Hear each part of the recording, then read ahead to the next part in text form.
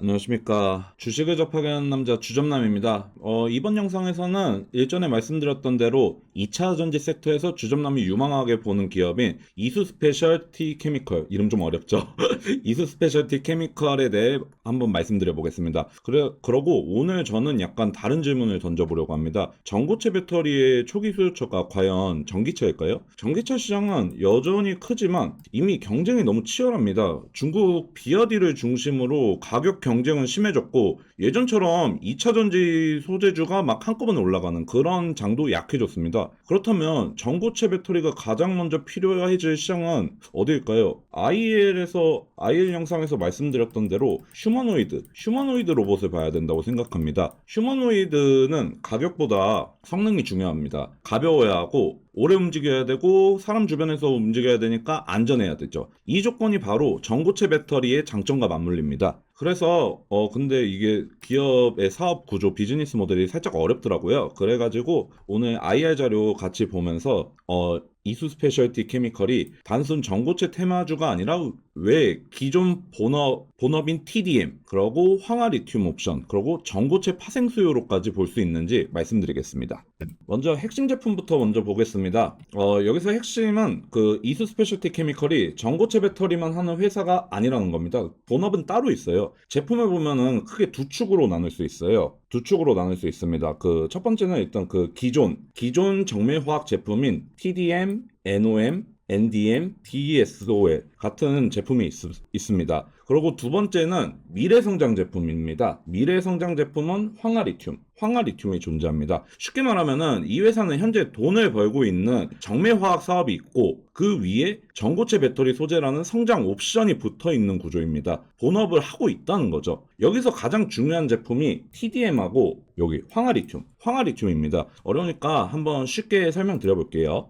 TDM을 말씀드리기 전에 전방시장부터 먼저 보겠습니다. 전방시장은 ABS 시장인데 ABS는 자동차 부품, 가전제품, 전자기기 케이스 같은데 많이 쓰이는 플라스틱입니다. 우리가 일상에서 보는 단단한 플라스틱 제품 중에 상당수가 ABS 계열이라고 보면 됩니다. 그런데 ABS를 만들 때 단순히 원료만 섞는다고 막 끝나는 게 아니죠. 강도, 탄성, 가공성 같은 성질을 맞춰야 합니다. 그때 들어가는 게 바로 TDM이나 NOM 같은 분자량 조절제입니다. 분자량 조절제란 말이 이게 좀 어렵게 들리는데 쉽게 말하면은 플라스틱이나 고무의 품질을 맞춰주는 첨가제입니다. 그 라면 끓일 때 물 조절 잘해야 맛이 맞잖아요.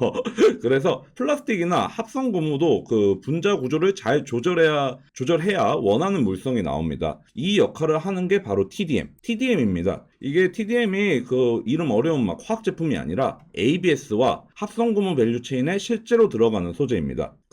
즉 이수 스페셜티 케미컬의 본업은 자동차, 가전, 전자제품 같은 실제 산업 수요와 연결되어 있다는 거죠. 이제는 전고체 배터리에 관한 이야기를 한번 해보겠습니다. 황화리튬인데 그 기존 리튬이온 배터리는 액체 전해질, 저번에 말씀드렸었죠. 액체 전해질을 씁니다. 근데 반면에 전고체 배터리는 말 그대로 고체 전해질을 씁니다.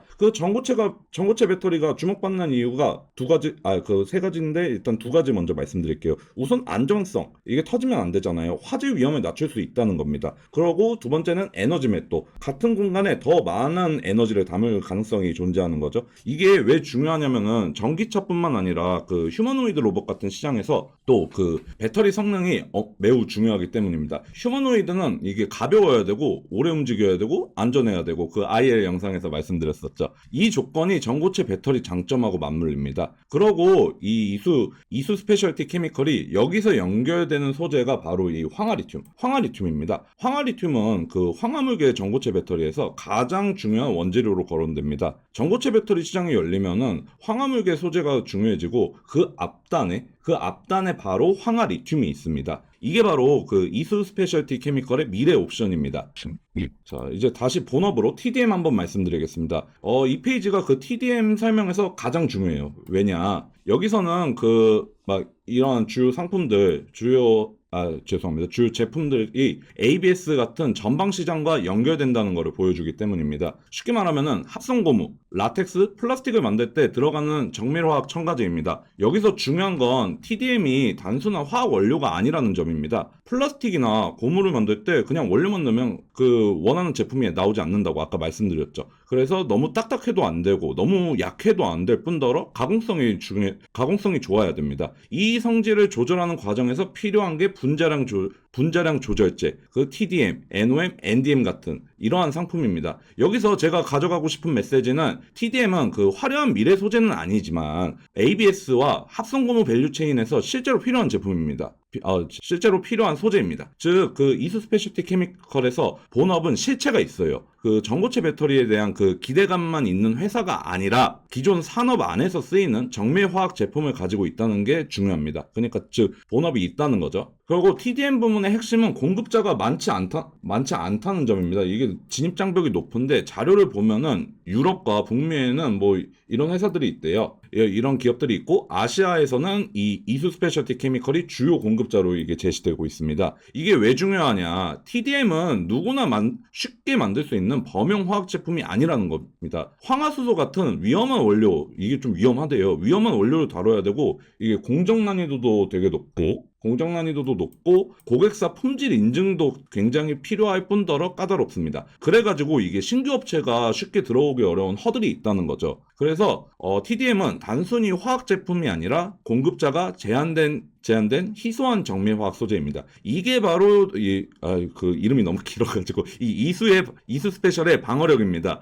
전고체 배터리는 아직 미래 옵션입니다. 하지만 TDM은 이미 그 존재하는 시장이기 때문에 이 회사를 말하자면은 쉽게 표현하자면은 TDM은 현재의 현금 흐름이고 캐시플로우고 황화리튬은 미래 밸류 확장 옵션, 그 투자라는 거죠. 자, 이번 페이지에 그 집중하세요.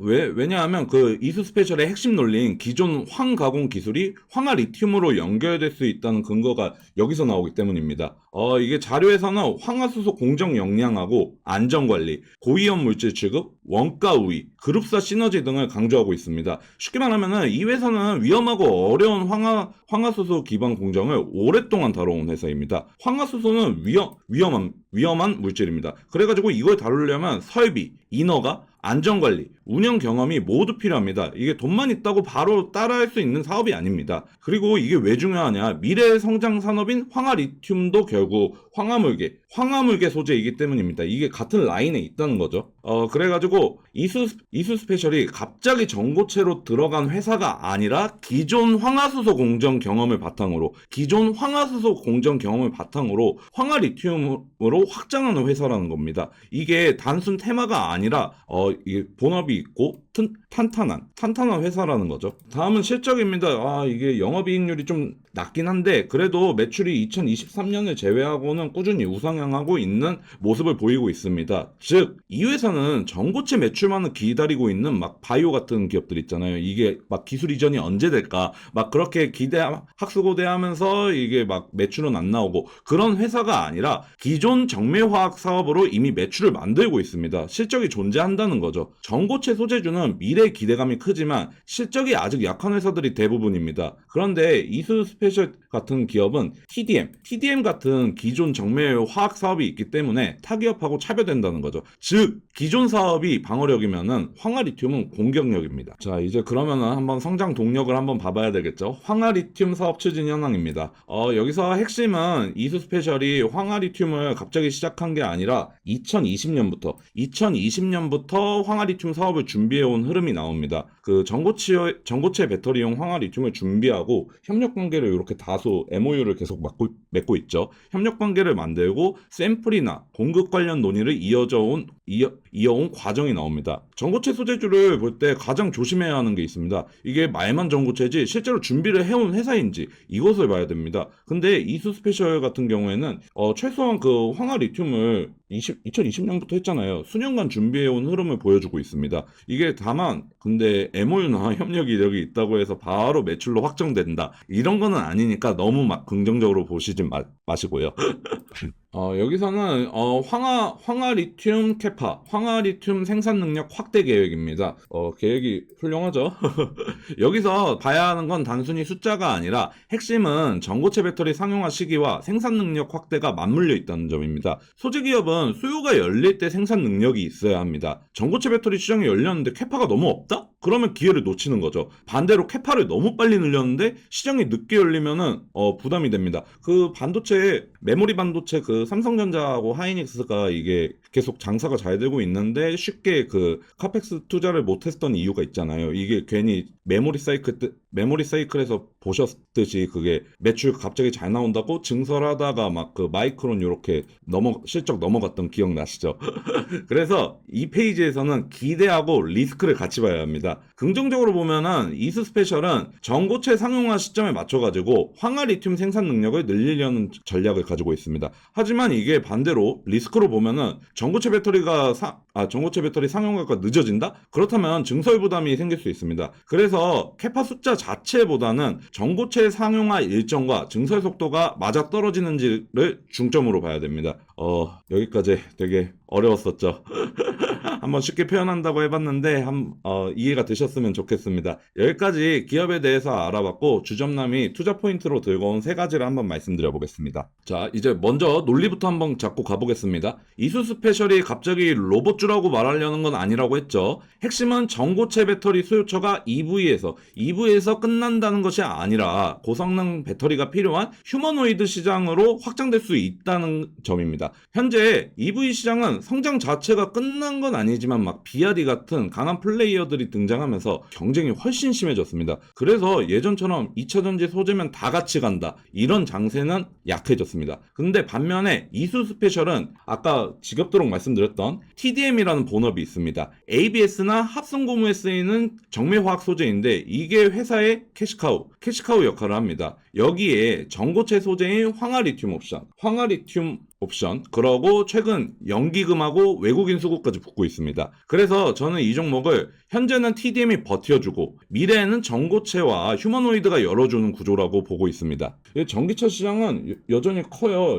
막 만드는 거 보면은 와, 완전 많이 만들죠. 이게 근데 여기서 중요한 거는 단순히 시장이 크냐? 이거는 아닙니다. 새로운 돈이 들어올 만한 새로운 명분이 생겼냐? 명분이 있습니까? 명분이 생겼냐? 이게 중요한 거거든요. 이게 지금 EV 시장은 성장률보다 이 경쟁 심화가 더 부각되는 구간입니다. 여기 계속 이거 비아디 빼고 순위가 계속 바뀌고 있잖아요. 이 경쟁이 진짜 무지하게 치열하다는 거죠. 특히 중국 업체들이 생산 확대하고 가격 경쟁이 이어지면서 소재 업체 입장에서는 막 예전처럼 그렇게 편하게 프리미엄을 받기가 어려워졌습니다. 그래서 그 이번 1분기 그 판매량까지 들고 왔는데 이거 단순 4배 하면은 이게 600만이 안 되잖아요. 600만이 안 되니까 이번에는 뭐 한 2023년보다 이게 판매량이 더 안 나오지 않을까라고 생각을 하고 있는 거죠. 그래가지고 EV 생산이 둔화되거나 성장률이 꺾이는 구간에서 아무 소재주나 다 같이 오르는 장이 아니라는 거죠. 그렇다면 저희는 전고체 배터리가 반드시 EV에만 열릴까? 그래서 초기에는 가격보다 성능이 중요한 휴머노이드나 산업용 로봇 시장을 아까 말씀드렸었던 거죠. 그러고 먼저 명분이 생길 수 있기 때문에 전고체 배터리에 한번 관심을 가지게 된 겁니다. 아까 23년, 24년, 25년 전체 전기차 판매량은 계속 늘어나고 있었지만 그 24년, 25년 성장률이 더 작았었잖아요. 그래가지고 비아디 주가 추이를 한번 가져와 봤는데 25년 한 5월쯤부터는 이게 하락 전환이 됐었죠. 그래가지고 여기서 일부러 대장주를 들고 온 건데 여기서 체크해야 되는 거는 시장의 성격이 바뀌고 있다는 겁니다. 전기차가 더 이상 이게 미래성장 산업이라는 말로 프리미엄을 받을 수 있는 구간은 이미 끝났고 낙수 효과로 아무 소재주나 오르던 시기도 끝났다는 거죠. 직관적으로 전기차 덜 만들면 소재 덜 쓰겠죠. 근데 반대로 휴머노이드는 아직 초기 시장이고 성능이 훨씬 중요하기에 무게, 안정성, 가동시간, 충전 효율 같은 요소가 핵심입니다. 정리하면 EV는 지금 대중화 시장이고 휴머노이드는 프리미엄 성능 시장입니다. 전고체 배터리의 초기 채택 명분은 오히려 이런 그 프리미엄 성능 시장에서 더 강하게 나올 수 있는 거죠. 오늘 그 TDM 정말 많이 말씀드리는데 첫 번째 투자 포인트는 바로 TDM입니다. 아까 IR 자료 보면서 정말 지겹도록 말씀드렸었는데 이수 스페셜을 제가 스페셜하게 보게 된 가장 핵심 이유라고 한 번만 더 말씀드릴게요. 이 부분이 정말 중요해가지고 계속 반복하는데 이수 스페셜이 단순히 전고체 테마 하나만 보고 꿈만 먹으면서 이게 주가가 올라가는 회사가 아니라 현재를 받쳐주는 본업 TDM이 있고 그 위에 전고체라는 미래 옵션이 있는 거예요. 그래가지고 주점남이 관심을 갖게 됐습니다. 그러니까 즉 이 회사는 미래만 있는 회사가 아니다. 현재 사업 위에 미래 옵션이 붙은 회사로 봐야 되는 거죠. TDM은 현금 흐름, 그리고 전고체는 밸류 확장 옵션이라고 봐야 됩니다. 아까 ABS 같이 봐야 된다고 했잖아요. 그래가지고 그 리포트에서 하나 들고 왔습니다.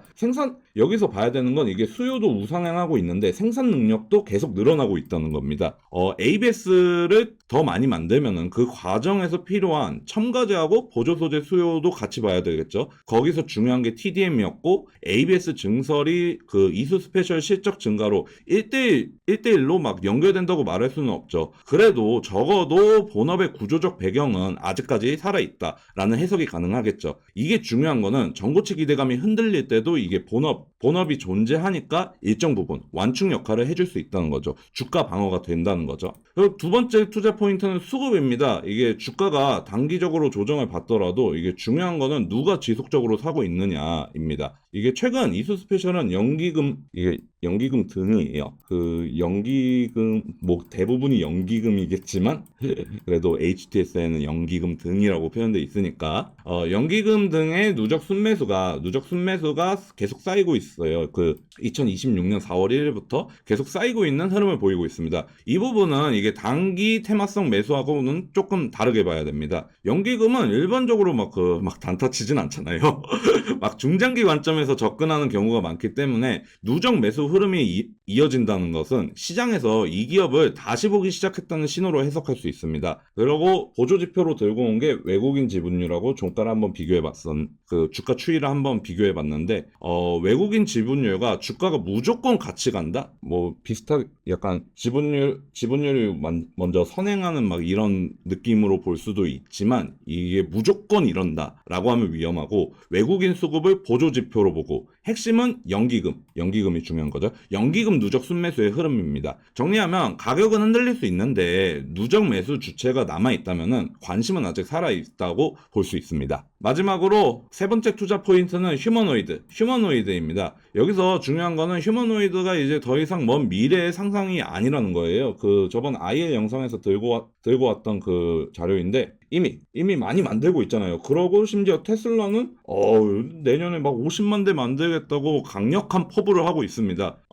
물론 아직 이 시장이 본격적으로 대량 양산 단계라고는 볼 수는 없지만 투자 관점에서 중요한 건 변화는 생산 계획이 숫자로 나오기 시작했다는 점입니다. 생산 계획이 나온다는 거는 부품, 배터리, 소재 스펙이 점점 구체화된다는 뜻이겠죠. 로봇이 실제로 팔리기 시작하면은 그 다음에는 배터리 경쟁이 시작됩니다. 더 오래 움직이고 더 가볍고 더 안전한 배터리가 필요해지기 때문입니다. 휴머노이드 로봇은 배터리 요구 사항이 까다롭습니다. 이게 사람처럼 움직이려면 가벼워야 되고 오래 작동해야 되고 그 실내외에서도 안전성이 확보돼야 되기 때문이죠. 이 조건을 생각하면은 고에너지 밀도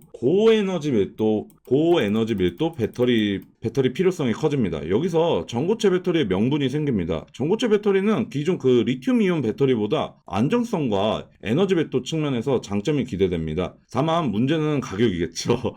EV는 대중화 시장이기 때문에 배터리 가격이 매우 중요합니다. 그 반면에 휴머노이드는 초기에 가격보다 성능이 더 중요한 시장이 될 가능성이 큽니다. 그래가지고 전고체 배터리가 EV보다 휴머노이드 같은 프리미엄 시장에서 먼저 채택될 수 있다는 논리가 나옵니다. 전고체 배터리 중에서도 황화물계 전고체 배터리를 보면 황화리튬이 핵심 전고체로 거론됩니다. 여기서 투자 포인트는 공급망입니다. 전고체 배터리가 아직 본격 양산 단계가 아니기 때문에 황화리튬 공급망도 완전히 깔린 시장은 아닙니다. 즉 지금은 대규모 양산 플레이어가 많지 않아요. 그 전부 다 여기 중국이어서 뭐 제외하고 2027년 막 이렇게 그 플레이어가 많지 않은 초기 시장입니다. 근데 이런 초기 시장에서 수요가 실제로 열릴 때는 소재와 전고체 업계가 업체가 재평가받을 수 있는 가능성이 존재합니다. 이수 스페셜의 그 전고체 옵션도 바로 여기서 나옵니다. 물론 이 부분이 아직 실적에 크게 반영되어 있는 사업이라기보다는 미래 옵션에 가깝습니다. 그래가지고 좀 과격하게 확정적으로 말한다기보다는 전고체 수요가 열릴 경우 밸류체인 재평가 가능성이 있다. 그 정도로만 접근하는 게 좋을 것 같습니다. 마지막으로 정리해 보겠습니다. 이수 스페셜은 단순 전고체 테마주로만 보면 설명이 약할 수 있다. 하지만 TDM 같은 캐시카우, 그리고 전고체 소재 옵션, 그리고 최근 수급까지 같이 보면 투자 아이디어가 조금 더 명확해진다. 그렇게 정리할 수 있겠죠. 그래가지고 세 가지로 정리를 해보자면, 첫 번째 TDM으로 대변되는 본업, 그리고 두 번째 수급, 연기금의 누적 순매수가 늘어나는 추세이다. 연기금은 단타를 하지 않고 중장기적으로 보는 기관이기 때문에 이거는 긍정적으로 볼 수 있다. 마지막으로 세 번째는 옵션. 전고체 배터리의 수요처가 EV 하나로 보는 게 아니라 휴머노이드 로봇이 확산되고 고성능 배터리 수요가 생기고, 그 과정에서 전고체 소재 밸류체인도 다시 볼 수 있다라고 정리할 수 있겠죠. 근데 물론 이 기업이 리스크도 존재하긴 합니다. 전고체 상용화가 지연되거나 황화 리튬 양산 난이도가 좀 높기도 하고, TDM 업황 사이클도 봐야 되겠죠. 그리고 주가 변동성은 오늘 같은 장에선 반드시 체크해야 합니다. 여기까지 이수 스페셜 이야기를 마치고, 아까도 말씀드렸던 것처럼 오늘 장이 너무 안 좋더라고요. 그래가지고 다음 주에는 이런 하락장에서 방어할 수 있는 필수 소비재 중에 음식료 섹터 종목을 주점남이 한번 들고 와 보겠습니다. 힌트를 드리자면 초코파이? 이러면 바로 아시겠죠. 그 초코파이를 만드는 음식료 기업. 이 기업에 대해서 간략하게 브리핑 한번 영상으로 준비해 보겠습니다. 감사합니다.